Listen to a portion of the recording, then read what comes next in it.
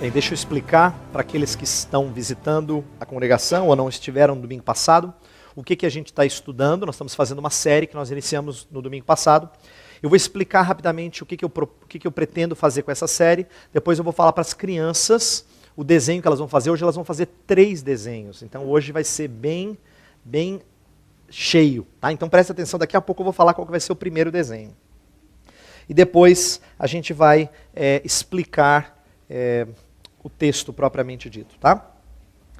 Então deixa eu explicar rapidamente para os adultos, antes de falar o desenho para as crianças, o que nós estamos propondo com essa série. Essa é uma série que eu intitulei O Problema do Mal, que não é um nome criado por mim, é uma expressão usada frequentemente em filosofia, em teologia, para dizer assim: como é que você explica esse Deus que você diz que é bom, sabe todas as coisas, é todo poderoso, é isso que a Bíblia diz, e existe tanta coisa ruim no mundo?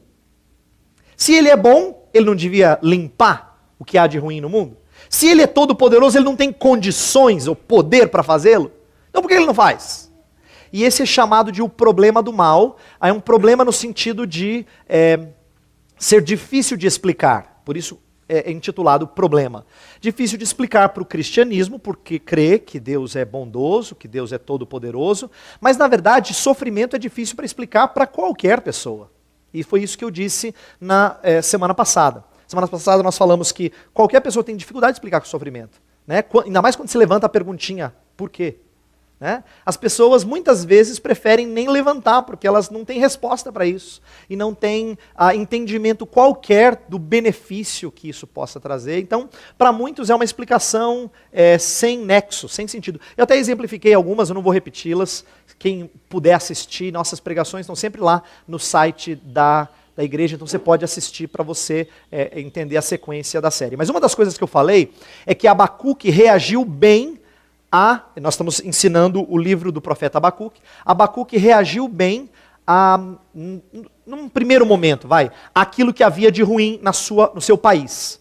Ele pediu que Deus fizesse justiça e ele clamou até quando? Nós falamos disso na semana passada. Então, quero encorajar você que não estava aqui a gastar um tempinho essa semana e ouvir a mensagem da semana passada para fazer sentido com aquilo que nós estávamos explicando. Mas se por um lado ele agiu bem, hoje nós vamos ver uma resposta que surpreende a Abacuque. Tá? Então, antes de ler o texto, crianças, atenção. Nós vamos ler o texto e nós estamos fazendo uma série nesse livro pequeno do Antigo Testamento chamado Abacuque. Então, para os adultos saberem que a gente vai recebendo a resposta por partes, tá? Como um quebra-cabeça, que vai se encaixando devagarzinho.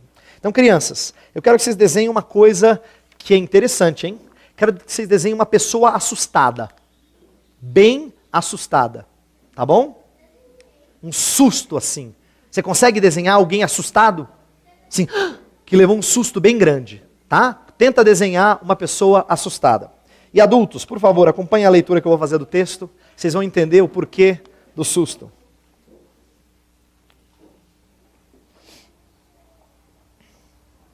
Olha só, Abacuque capítulo 1, verso 5 a 11.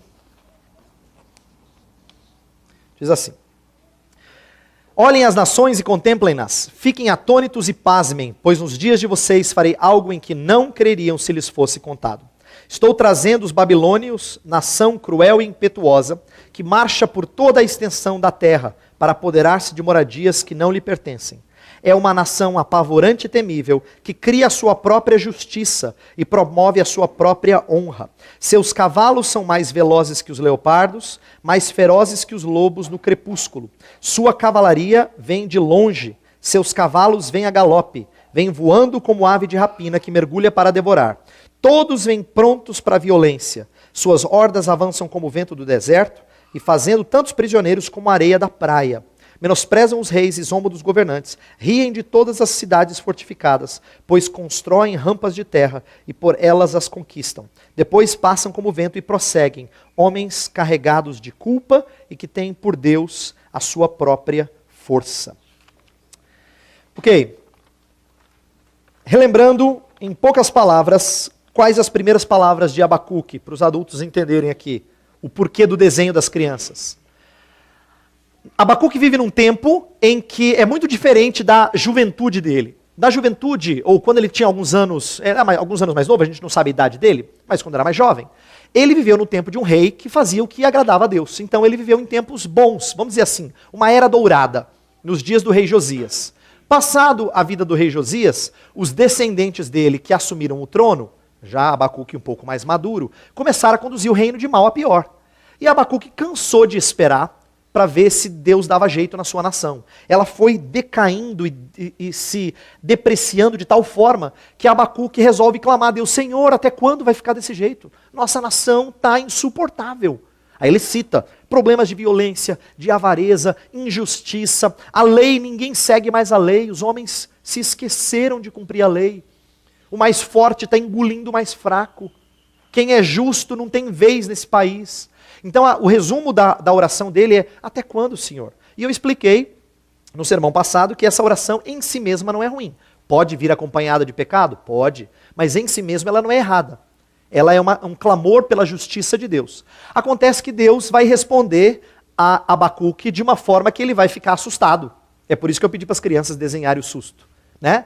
Porque Deus responde não só para Abacuque, Deus responde para toda a nação de Abacuque. Tanto é que ele usa verbos no plural. Ele fala assim, olhem, contemplem-nas, fiquem atônitos e pasmem. 4 palavras. É para dizer assim, presta atenção, é importante, escuta o que eu vou falar. Tá ligado? Sim. Imagina, ele está dizendo 4 vezes, atenção, escute, é importante. Toda vez que você ouve essas palavras, quando você está voando assim na aula ou na palestra, aí alguém fala assim, presta atenção nesse ponto. Parece que a mente faz assim, né? Deus está fazendo isso. Deus está dizendo assim 4 vezes, ênfase, preste atenção. Vocês vão ficar de queixo caído. E aí Deus traz uma revelação chocante e surpreendente. Como as crianças desenharam o susto, é assim que a nação vai ficar. E vocês vão ver no domingo que vem que é assim que Abacuque vai ficar. Abacuque vai responder a essa revelação de Deus chocado, surpreso. E Deus diz para ele antes, que eu vou estar preparado. Senta porque eu vou te dizer agora. Está em pé? Senta. O que eu vou te falar agora é distinto. É como se Deus estivesse dizendo para ele assim, você reclamou que tudo que você vê é violência e maldade. Agora veja o que eu vou fazer por causa da violência e maldade. Eu vou trazer mais violência e mais maldade. Como assim, Deus? Pedi que o Senhor resolvesse o problema. Olha só como isso aqui vai ser estranho. É como se Deus estivesse trazendo o que a gente chama de lei de talião. Olho por olho, dente por dente. Judá, que era o povo de Deus, estava sendo violento. Deus disse, eu vou trazer uma nação violenta. Judá não estava cumprindo a lei de Deus. Eu vou trazer uma nação que é a sua própria lei.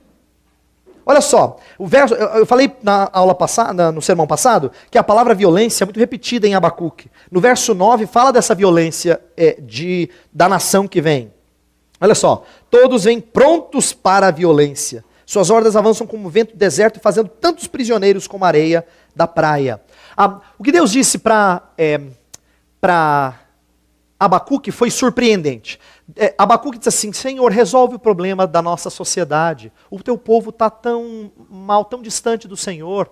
Então Deus diz, tá bom, eu vou levantar uma nação inimiga para vir trazer a lição para vocês. Só que a nação inimiga, é isso que assusta, a nação inimiga é mais violenta que vocês. Eles passam pelas nações varrendo, fazendo tantos prisioneiros como a areia do mar.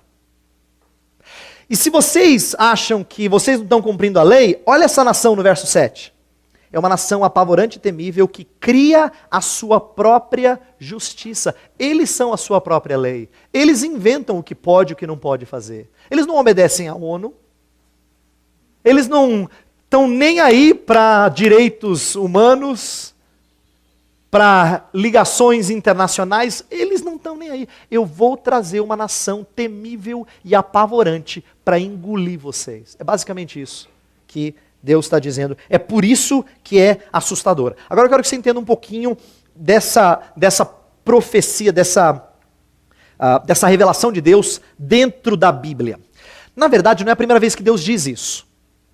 Muito antes de Abacuque, muito antes dos profetas que eram da mesma época dele, como Jeremias, Deus já tinha dito que faria isso. Só que Deus disse que faria isso se o povo fosse desobediente. Uma coisa é você dizer assim, ó, se você desobedecer, vai ter isso. Outra coisa é, vai ter isso, porque você desobedeceu. Sabe, criança, quando o pai avisa antes, fala, olha, se você for desobediente, eu vou fazer tal e tal coisa. A criança ouviu, mas não fica real até que o pai fala assim, a mãe fala assim, agora vai, agora você vai ser disciplinado. E toma um susto. Mas você não tinha avisado antes? Por que a criança não caiu a ficha, ela não entendeu? É como se estivesse ouvindo pela primeira vez. Olha que engraçado. Ela ouviu o alerta, mas assim não desceu, não encaixou. Agora o pai e a mãe falam assim, pois agora você vai ser corrigido. Aí toma aquele susto, né? Apavorante. Deus já tinha dito, Deus disse isso lá para Moisés, séculos antes, dizendo que uma nação inimiga entraria na terra, invadiria a terra, e como castigo por causa da desobediência do povo. Salomão, que foi um dos primeiros reis, experimentou isso na época da sua idolatria. O mesmo aconteceu com o reino do norte. Presta atenção, só para explicar a vocês aqui. Na história do povo de Deus no Antigo Testamento, tem um momento que divide reino do norte e reino do sul. O reino do norte, ele recebeu um castigo muito antes do povo para quem Abacuque está falando. Então, olha só, Deus já tinha dito lá atrás com Moisés, já tinha feito com Salomão, já tinha disciplinado o reino do norte, e é como se o reino do sul não tivesse aprendido a lição. Agora, por que não aprendeu a lição? Por que depois de tantos exemplos e de tantas vezes que Deus já tinha dito, por que continuava surpreendente? Tem algumas razões. E a primeira e talvez a principal razão para ter sido surpreendente é que criou-se uma teologia popular de que Deus nunca destruiria Jerusalém. Presta atenção nisso, porque isso é novidade para alguns de vocês. Tem alguns textos na história do Antigo Testamento em que Deus está falando para o povo assim, eu vou trazer juízo, e o povo não está acreditando. O povo não está acreditando. Quer ver? Eu vou pedir para vocês abrirem um texto. Tem vários, mas eu escolhi um. Abrem Lamentações capítulo 4. Lamentações 4. Só para você entender, Lamentações foi escrito pelo profeta Jeremias. E Jeremias escreveu esse livrinho pequeno porque ele está triste pela destruição da cidade de Jerusalém. Para quem não sabe, Jerusalém era o orgulho do judeu. É assim, tudo mais pode ser destruído, Jerusalém não. Imagina, você conhece gente que tem uma coisa como sendo a mais importante, né? Tem gente, para algumas pessoas é o carro. Pode acontecer tudo errado, mas não mexe no meu carro, né? Para outros pode ser a casa, ou pode ser a família, não importa. Tem uma coisa, pois para o judeu era Jerusalém. As outras cidades, se fossem conquistadas, era motivo de preocupação, tal, mas nada como Jerusalém. Aí quando Jerusalém é destruída, todo mundo fica assustado. E olha o que Jeremias fala no capítulo 4, verso 12 a 13. Lamentações 4, verso 12 e 13. Não creram os reis da terra, nem todos os moradores do mundo, que entrasse o adversário e o inimigo pelas portas de Jerusalém.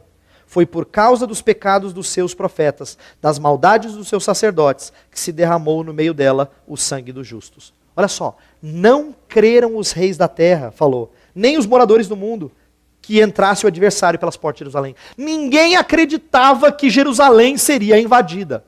Por quê? Porque Jerusalém era a menina dos olhos. Era aquilo que era tratado com mais carinho por Deus. E o povo dizia assim, entre eles criou-se uma teologia assim, não, Deus não vai deixar. Não, Jerusalém não. Não, aqui não entra. E Deus fez o inimigo entrar em Jerusalém e destruir. Então, presta atenção. Havia já nos dias de Abacuque, Jerusalém ainda não tinha sido destruída, mas já tinha esse raciocínio. Não, Jerusalém não. Não, Deus não vai fazer assim uma nação invadir, destruir tudo. Deus pode trazer uma correçãozinha aqui e acolá, mas tirar tudo? Não, imagina. Deus cuida do seu povo. Então todo mundo acreditou que Deus nunca faria, nunca faria, nunca faria. Deus fala para Abacuque, eu vou fazer. E vai ser feio. Por isso que ele diz que vai ser chocante. Outra razão para ser chocante. Deus disse que faria na geração de Abacuque. Olha o verso 5. Olhem as nações e contemplem-nas, fiquem atônitas. Estou voltando para Abacuque capítulo 1 agora, tá?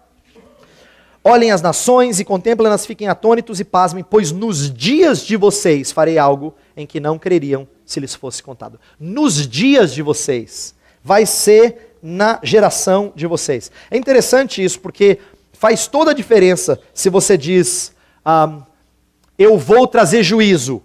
Vai ser daqui a 150 anos. Você fala, então a gente tem que se preocupar. Mas não cai a ficha. Ninguém se apronta, ninguém assim cuida da sua vida, da sua saúde, se o médico fala assim, você vai morrer desse jeito. Daqui a 40 anos você vai morrer. Aí você fala, tudo bem. Mas se o médico falasse assim, desse jeito você vai morrer em 3 meses. Faz toda a diferença. Mesma coisa com o que Deus está dizendo. Se Deus fala assim, vou trazer juízo daqui a 150 anos. Mas eu vou trazer juízo na sua geração. Você vai ver. Mudou de cena. De repente. Agora, tem algo interessante acerca disso, inclusive triste. Deus diz para Jeremias, que é um contemporâneo de Abacuque, que não teria mais tempo de se arrepender. Sabe? Não teria mais tempo de se arrepender. É como se Deus estivesse dizendo, basta. Tem alguns textos, eu não quero gastar tempo lendo cada um deles, mas tem vários textos em Jeremias, eu posso mostrar para vocês depois, em que Deus fala assim para Jeremias, não ore por esse povo. Não interceda por esse povo. Eu não vou ouvir mais. Eles vão ser disciplinados. Eles vão ser castigados. Então chega um momento em que Deus diz basta, e quando ele diz basta, está na hora de receber esse castigo e não tem o que mude. Sabe que isso me faz lembrar o que acontece conosco quando a nossa mente está cauterizada por causa de algum erro. Quando vem castigo divino sobre a vida de alguém cuja mente está cauterizada, é surpreendente. Imagine o seguinte, alguém está na prática do erro, e isso repete 1, 2, 3, 5, 10, e vira um hábito, e ele já não percebe mais que o que ele faz é errado, não fere mais o seu coração. De repente alguma coisa de ruim acontece, ele toma um susto. Aí quem está vendo de fora fala assim, mas parece que ele não viu que isso ia acontecer. É a pessoa que está tão cauterizada na sua consciência, que bebe, depois tem um acidente e toma um susto. Ou consome drogas, depois vê a sua vida a um fio. E você diz assim, mas parece que não enxergou. Mas não pense que isso só acontece com quem tem vícios de bebida ou droga ou qualquer outra coisa. Acontece com os nossos vícios. A gente comete certos pecados repetidas vezes, depois vem consequências ruins e a gente toma um susto. Aí é como se Deus estivesse dizendo assim, mas você não percebeu que ia dar nisso? Só que consciência cauterizada nunca está preparada para aquilo que vem. Por isso uma das coisas que a gente tem que pedir a Deus é, Senhor, amolece a minha consciência. Não deixa ela ficar enrijecida não. Porque o dia que ela ficar enrijecida, eu vou tomar um susto na hora que o Senhor puxar o meu tapete. E é isso que estava acontecendo com o povo. Eles tinham chegado a esse ponto. Terceira razão pela qual eles estavam assustados. Tantos cativos, o texto continua aqui que a gente leu, fala que seriam muitos cativos como grãos de areia, que eles não teriam oposição nenhuma, no verso 10, os caldeus, os babilônicos, e que eles adoravam a sua própria força. Agora presta atenção, eu vou dizer uma coisa simples aqui. Deus diz assim, eu vou trazer castigo, é assustador. Se Deus fala assim, eu vou trazer castigo na sua geração, é mais assustador ainda. Mas se Deus diz assim, eu vou trazer castigo na sua geração com uma nação que é o exemplo da maldade no mundo, aí é de cair o queixo. E é isso que Deus está dizendo. Eu vou pegar a pior nação do mundo e eu vou fazer dela a minha vara para corrigir vocês. E é isso que vai deixar Abacuque confuso, até de certa forma transtornado. A gente vai falar disso mais adiante. Mas veja como é que Deus constrói a coisa. Vem castigo. Vocês não estavam esperando castigo? Lembra da teologia popular? Não. Jerusalém, não. Vem na geração de vocês. E vai ser uma nação má. Uma nação tão má que leva, como eu disse, cativos como grãos de areia, não faz caso de oposição e adora a sua própria força. Olha o verso 11, que está impresso aqui no boletim. Depois passam como vento e prosseguem, homens carregados de culpa e que têm por Deus a sua própria força. Eles adoram a sua própria força. Eles gostam de olhar no espelho e ver os seus músculos. Eles gostam de ver as suas conquistas e se gabar. E eles não têm vergonha de dizer que eles humilharam outros. Sabe quando você ouve gente assim, se gabando de maldade, e você tem vontade de esganar? Você imagina Deus falando assim, eu vou pegar essa pessoa e eu vou fazer ela corrigir você. Deus, justo ela, Senhor. Senhor, eu sou teu servo. Você vai pegar uma pessoa arrogante como ela para me dar uma lição? Deus fala, sim. Eu não falei que você devia sentar? Eu não falei que você ia se assustar? Deus está dizendo isso. A surpresa, então, estava no juízo, no tempo do mesmo e na forma executada por uma nação pagã. Agora eu quero parar aqui e fazer uma aplicação que tem a ver com as nossas vidas, e a gente sempre luta contra isso, e agora eu vou pedir para crianças fazerem o segundo desenho. Crianças, atenção. Esse segundo desenho é uma coisa que vocês não gostam, mas é importante. Eu quero que vocês desenhem, pais, depois vocês vão ter que olhar esse desenho e ver se tem alguma coisa para ser corrigida, hein? Eu quero que vocês desenhem o papai e a mamãe corrigindo vocês, disciplinando vocês. Esse desenho vai ser revelador. Revelador. Mas é isso mesmo. Crianças vão desenhar o pai e a mãe corrigindo você quando você desobedeceu, tá bom? Presta atenção, por que eu pedi para as crianças desenharem isso? Você viu que a gente leu um texto na nossa ordem de culto que fala de disciplina? E esse texto é precioso. Hebreus 4 é um texto em que Deus fala que ele lida com disciplina para com os seus filhos. Lembra que a gente leu e eu falei assim, ó, vocês não têm lutado até o sangue em relação a vencer o pecado. Por isso que o pai traz disciplina. E disciplina é treinar os filhos. Lembra que a gente usa a palavra disciplina tanto para algo bom quanto ruim. As crianças normalmente ouvem disciplina como algo ruim. Mas a gente sabe que na escola a gente tem várias disciplinas. Qual disciplina você gostava mais quando você era jovem? A gente entende isso. Para criança, disciplina talvez seja uma palavra já mais negativa. Mas disciplina tem um sentido positivo e um sentido negativo. Bem, o texto fala que Deus disciplina, e disciplina não é a mesma coisa que justiça. Presta atenção, eu tirei de um livro o seguinte, presta atenção, uma citação aqui. A justiça revida, o amor disciplina. A justiça é sem misericórdia, o amor é acompanhado de misericórdia. Eles não se excluem. Todavia, justiça e amor na mesma pessoa são excludentes. Aqueles a quem o Senhor ama, ele não revida com sua justiça, mas ele disciplina como prova do seu amor. É bom que você saiba disso, porque nós temos na nossa cultura esse senso de que quando alguma coisa ruim está acontecendo, você está pagando os seus pecados. É uma expressão que a gente usa. Na Bíblia Sagrada isso não se encaixa. Por quê? Quem paga os seus pecados está recebendo justiça da parte de Deus. Significa que Deus não trata você como filho, ele trata você como réu. Eu não sou réu. Você é? Se você não é réu, se você é filho de Deus, então Deus não exige pagamento de você. Deus disciplina você, é diferente. E a disciplina é muito diferente da justiça. Ai de você e ai de mim, se nós cairmos na mão da justiça de Deus. É muito diferente da disciplina dele. A disciplina dele é fruto do seu amor, do desejo dele de fazer você andar do jeito que ele quer que você ande. É ele treinando os seus filhos. Mas aí vem a seguinte pergunta, e essa é a pergunta que não quer calar, vamos dizer assim. Como é que a gente sabe que a gente está sendo disciplinado? Você já fez essa pergunta? Eu já fiz essa pergunta. Como é que a gente sabe que está sendo disciplinado? Como é que a gente sabe que alguma coisa que a gente está passando, de repente, dificuldades na família, sofrimento físico, doença, é fruto do desagrado de Deus para com o nosso pecado?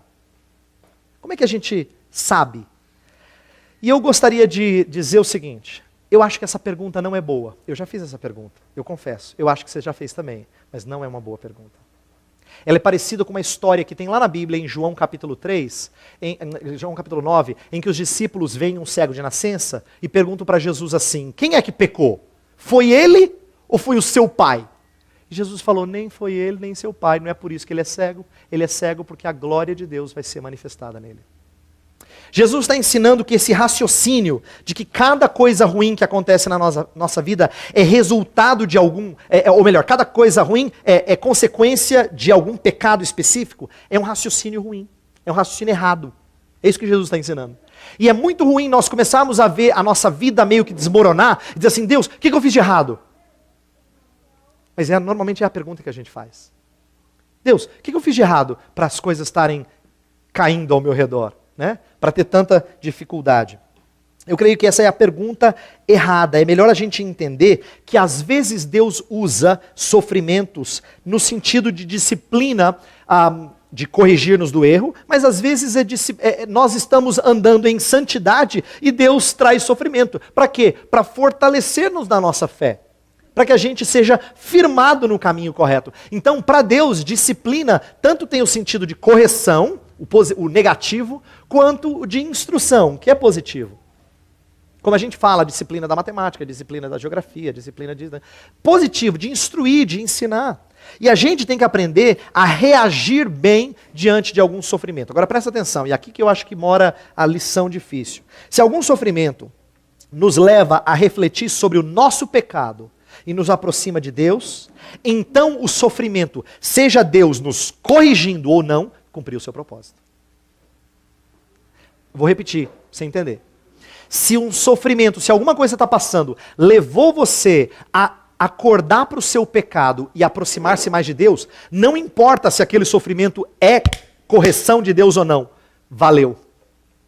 Cumpriu o seu propósito. Por quê? Porque você reagiu bem a ele. Você respondeu bem. E aqui vem agora duas palavras que eu quero usar para aplicar essa disciplina. E tem a ver com as crianças. Eu vou falar com as crianças que elas sabem disso também. E nós adultos só recebemos outro tipo de disciplina, mas somos disciplinados semelhantemente. Olha para o texto que eu imprimi aqui, nós imprimimos aqui de Hebreus 12, veja o verso 5, está na ordem de culto. Verso 5, fala assim: vocês se esqueceram da palavra de ânimo que ele lhes dirige como a filhos. Meu filho, agora vem duas dicas, não despreze a disciplina do Senhor, nem se magoe com a sua repreensão. Duas coisas. Não despreze e nem se magoe. Eu quero falar das duas. Uma outra tradução seria: não menospreze e não fraqueje. Não magoe, não se magoe, pode ser não fraqueje diante da disciplina. Então vamos lá. Vamos dizer como é que a gente despreza e como é que a gente fraqueja ou se magoa. E agora aqui eu vou explicar primeiro o menosprezar, o desprezar a disciplina. Eu acho que a gente despreza a disciplina de duas maneiras. Ou sendo durão, ou sendo reclamão. Crianças agora sabem do que eu vou falar. Sabe quando o pai e a mãe corrige e você muito duramente fala assim, nem doeu? Eu sei que criança às vezes faz isso. Nem doeu, pai. Às vezes a gente acha que reagir bem à disciplina é ser durão.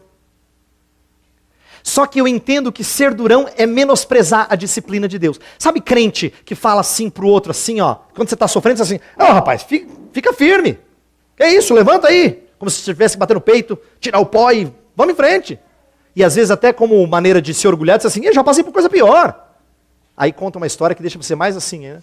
Se ele passou por coisa pior, então você não devia estar nem reclamando do que você está passando. Tem gente que acha que você tem que reagir de maneira durona à disciplina. Tem uma expressão em inglês que é muito comum, que traduz assim: o que não te mata te deixa mais forte. What doesn't kill you makes you stronger. É a expressão. Na verdade, eu descobri há um tempo atrás que essa expressão foi dita por Nietzsche. Um ateu inimigo do cristianismo que estava querendo dizer que você reage ao sofrimento de maneira meio assim, sem sentido. O que não te mata te deixa mais forte. Então não tem senso de disciplina. Você engole seco e diz, vamos para frente, bola para frente. Mas isso é desprezar a disciplina de Deus. Isso significa que você não foi amolecido. Sabe quando a gente, pai, descobre que a disciplina caiu bem? Quando a criança faz assim, ó. Quando o orgulho dela é quebrado. Aí você fala, acho que agora eu acertei. Obrigado, Senhor. Né? Porque quando ela se mantém orgulhosa, parece que não funcionou. Ela despreza a disciplina. Mas tem gente que despreza de outro jeito. Tem gente que despreza reclamando, né? Murmurando. Quando somos facilmente despertados à impaciência e ingratidão diante de tribulações, existe uma cegueira em ver a mão do Senhor conduzindo todas as coisas para o nosso bem. Olha que interessante. Você diz assim, quando alguma coisa acontece de bom na sua vida, Você fala assim, é a providência de Deus. Quando alguma coisa acontece de ruim na sua vida, você nunca diz providência de Deus. Mas é. Mas você não enxerga como providência de Deus. Engraçado, né? Deus é só o doador de presentes. Mas você nunca vê alguma coisa ruim dizendo, providência de Deus. Deus é que trouxe isso. Por que eu estou falando isso? Porque quando a gente murmura, e isso era algo muito comum no decorrer da história do povo de Deus, e acontece ainda hoje, nós, então, precisamos entender o propósito da disciplina. Precisamos acordar para a disciplina. E aí vem a segunda coisa que o texto do verso 5 que eu li com vocês fala. Fala, não despreze, nem se magoe, ou nem fraqueje. O que é isso? O que é fraquejar diante da disciplina? É quando a gente se afunda em desespero, achando que o sofrimento é maior do que a gente pode resistir. Eu não aguento mais. Eu acho que não dá mais. Ou se não, ficar de mal com Deus. Não pensa que isso é coisa só de criança, não. Belém, Belém, nunca mais fico de bem. Adulto também faz, só muda as palavras. Ele também faz. É por isso que ele deixa de ir à igreja. Ele até fala assim, eu não deixei de acreditar em Deus. Mas na verdade ele está magoado que as coisas não andam bem do jeito que ele queria. A vida dele não está certinha como ele esperava. Por isso que ele está frustrado. Ele fraquejou diante da disciplina. Então o texto de Hebreus é importante e Deus vai ensinar isso para o povo. Não menospreze, não fraqueje diante da disciplina. Se alguma coisa lhes acontece que é ruim, aprenda com isso, cresça com isso. Cresça com isso. Eu quero dizer agora uma última coisa para a gente terminar. E eu vou pedir para crianças fazerem o terceiro e último desenho. E esse eu acho que os meninos vão gostar, hein? Acho que esse é de menino esse desenho. Acho que você vai gostar desse desenho. Queria que vocês desenhassem um exército vencendo um outro exército. Soldado. Eu vi menino falando, eba, tá vendo? Um exército vencendo o outro exército. Só que tem uma diferença desse desenho, presta atenção, crianças. Você vai desenhar um exército vencendo o outro, e em cima, se você sabe escrever, você vai escrever Deus, em cima na folha. Deus. E aí embaixo aqui, um exército vencendo outro exército. Se você não sabe escrever, pede para a mamãe ou papai te ajudar. Escreve Deus em cima. E embaixo você faz o desenho, tá bom? Por que eu pedi para as crianças desenhar isso? Deus está falando para Abacuque, eu vou trazer uma outra nação para destruir a nação de vocês. E vamos ser bem francos, é difícil de engolir isso. É difícil de entender por que Deus age assim. E eu não vou esgotar isso hoje, a gente vai falar um pouco disso na aula, no sermão que vem. Mas eu gostaria que você entendesse algumas coisas hoje para preparar para o domingo que vem. Primeiro é que, quando Deus faz isso, não se engane, isso traz glória a Deus. Sabe por que eu estou falando isso? Porque a gente tem a impressão de que a gente glorifica a Deus quando a gente canta, quando a gente cultua, quando a gente ora, quando a gente evangeliza, ou faz ato de caridade. A gente acha que isso agrada a Deus, isso glorifica a Deus. Mas Deus tem umas frases que entortam a gente. Por exemplo, o Salmo 76 fala assim, até a ira humana há de louvar-te. Até a ira humana há de louvar-te. Salmo 76, verso 10. O que Deus está dizendo? Que Ele consegue fazer que a manifestação da ira dos homens traga, de alguma maneira, glória a Ele. De alguma forma, Deus consegue fazer com que os homens irados glorifiquem a Ele. E Deus vai fazer isso. Por quê? Quando Ele traz os caldeus, a nação inimiga, para destruir Judá, Ele vai fazer com que o seu nome seja glorificado como o Deus providente na história. Esse é um dos momentos em que Judá tinha que ver o mal acontecendo e falar assim, providência de Deus. Porque é providência de Deus. Deus vai fazer o que Ele... Lembra que a gente leu o Isaías 46? Aquilo que eu planejei, isso eu faço. E é isso que Deus vai fazer. Deus vai levantar os babilônicos e isso vai trazer castigo a eles. Agora veja, isso não é uma coisa fácil de compreender. Eu sei que não é fácil. Mas na verdade, não é que ela não seja fácil de compreender porque intelectualmente ela exige muito. A gente não fala assim, eu não consigo entender Deus controlando a história. Deus fazendo com que as pessoas façam aquilo que é mal para os outros. Porque Deus vai fazer o seguinte, eu vou antecipar, e isso é difícil de algumas pessoas realmente aceitarem. Deus fala assim, eu vou levantar os caldeus e eles vão trazer castigo sobre vocês. Mas não pense que eles vão se livrar da maldade deles, depois eles serão punidos pela maldade deles. É isso que Deus vai dizer para Abacuque. Parece Deus brincando de bonequinho, mexendo os peões na história. E aí a pessoa ouve isso e fala assim, não, peraí, não, esse Deus não encaixa. Esse Deus não encaixa. Agora eu vou lhe dizer uma coisa, não é que ele não se encaixe porque você não consegue conceber isso. Eu vou exemplificar, eu acho que eu já usei isso antes na congregação, mas eu quero repetir. Tem coisas na Bíblia que são difíceis de entender, mas você aceita sem problema. O fato de Deus ser triuno, 3 pessoas, um só Deus, não cabe na sua cabeça.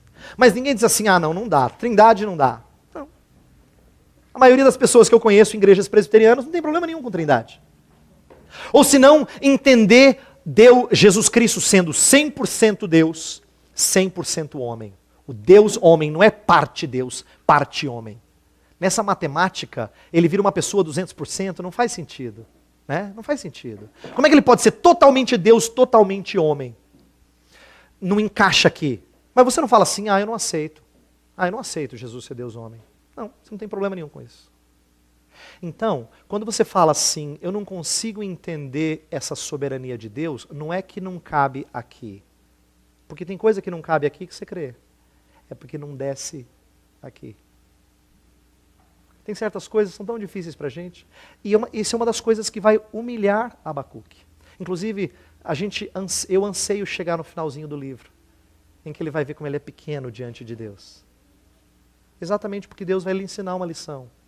E vai dizer para ele, eu levanto os caldeus. E veja que Deus não se desculpa. Deus não fala assim, vai acontecer isso. Não, eu vou fazer. Eu vou fazer. Eu vou levantá-los e eles vão ser vara para castigar vocês. Ele diz isso explicitamente no verso 6. Eu vou fazer isso. E eu estou dizendo isso para você entender não só a soberania de Deus, para você entender que quando Deus faz isso, é providência dele. E não pense você que é para o nosso mal. E aí eu quero terminar fechando com essa ideia. Deus sabe fazer as coisas chegarem onde Ele quer que cheguem. Hoje, daqui a pouquinho, em escola dominical, a gente vai estudar a história de José. José é um desses exemplos. Deus deixa as coisas ruins acontecerem com ele. Mas lá na frente José vai entender o benefício dessas coisas ruins. Como é que elas contribuíram para o bem dele e da sua família. Quer ver melhor exemplo disso? E eu vou fechar com esse texto. Abrem Atos capítulo 4, por favor. Atos capítulo 4.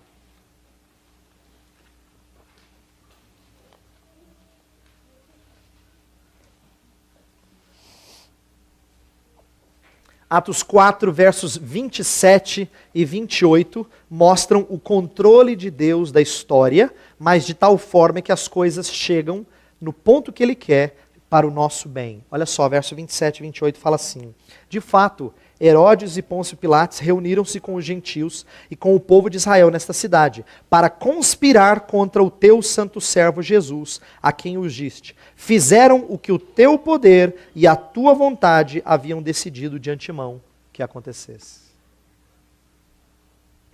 Herodes, Pilatos, todos os outros fizeram maldade, conspiraram contra Jesus, foram maus. Mas aí o texto fala assim, mas eles fizeram exatamente o que a tua vontade havia decidido antes. E sabe, nessas horas, quando eu vejo a história desse jeito, quando eu vejo o desenho das crianças, Deus por cima de exército, conquistando exército, Deus acima de todas as coisas, soberano, eu consigo entender por que, graças a Deus, tudo está na mão dele. Graças a Deus, é Ele quem levanta a nação e abate a nação. Graças a Deus que Pôncio Pilatos e Herodes fizeram isso contra Jesus, porque senão Jesus não teria morrido por mim. Quer dizer, a história que a gente acha mais preciosa no cristianismo aconteceu por causa da maldade dos homens, mas aconteceu tudo do jeito que Deus queria que acontecesse. É exatamente isso que o texto diz. Graças a Deus que foi assim. Então, eu termino dizendo o seguinte: quando a gente começar a olhar Abacuque e se identificar com as coisas ruins que acontecem na nossa vida, algumas coisas a gente tem que aprender. Primeira coisa que a gente tem que aprender é que não importa se Deus está corrigindo a gente ou não. Se o sofrimento, se a tristeza pela qual você passa te faz refletir sobre sua vida de santidade, algum pecado que você tem que corrigir, voltar-se para Deus, cumpriu o seu propósito. Não menospreze a disciplina de Deus. Não se magoe com a disciplina de Deus. E a segunda coisa é dizer que o fato de Deus estar em total controle das coisas é muito bom para quem o ama.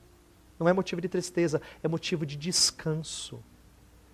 É para saber que vai acabar do jeitinho que Ele disse que vai acabar. Vai acontecer as coisas do jeito que Ele disse que vão acontecer, porque Ele não perde o controle. Ele não perde as rédeas. É motivo então de conforto, não de dificuldade. É assim que a gente tem que reagir diante da soberania de Deus, mesmo em meio ao mal, mesmo em meio ao sofrimento. Vamos orar?